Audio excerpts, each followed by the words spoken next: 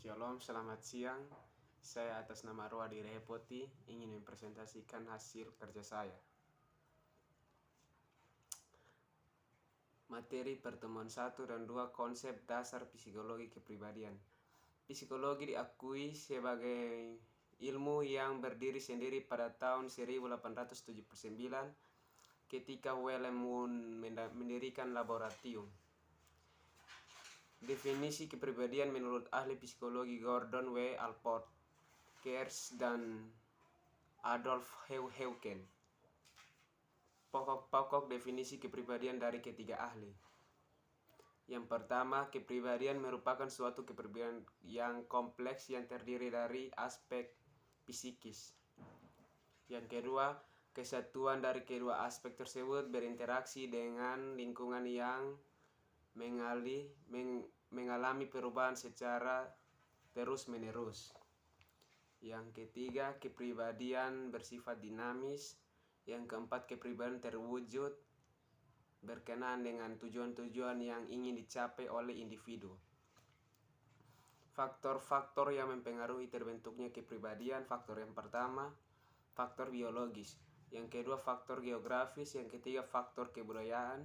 Yang keempat, faktor pengalaman kelompok. Materi pertemuan ketiga, tipologi kepribadian. Tipologi kepribadian adalah bagian dari teori psikologi analitik yang membahas tentang pengetahuan yang menggolongkan manusia berdasarkan faktor-faktor tertentu. Faktor yang pertama, Strand.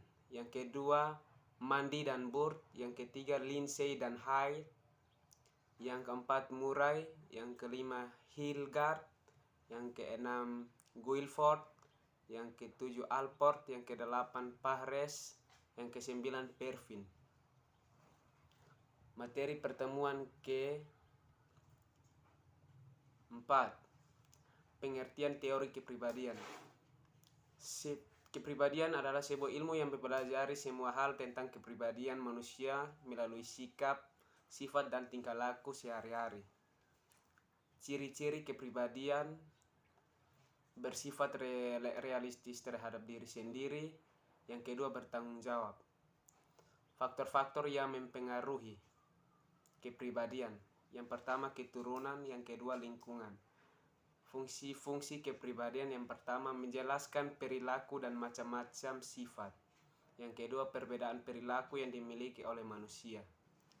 Materi kelima, teori kepribadian menurut Sigmund Freud.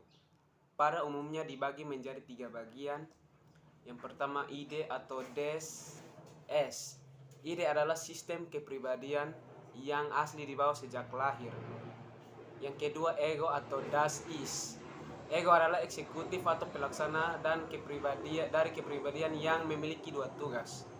Yang ketiga, superego atau das Weber ist. Ego adalah kekuatan moral dan etik dari kepribadian. Materi keenam, penjelasan video pertama, memahami tipe kepribadian. Kepribadian, apa itu kepribadian? Kepribadian adalah pola berpikir, perilaku, dan emosi yang membedakan satu individu dengan individu yang lain. Yang kedua, penjelasan video kedua, mengenal 4 tipe kepribadian. Yang pertama, swingness.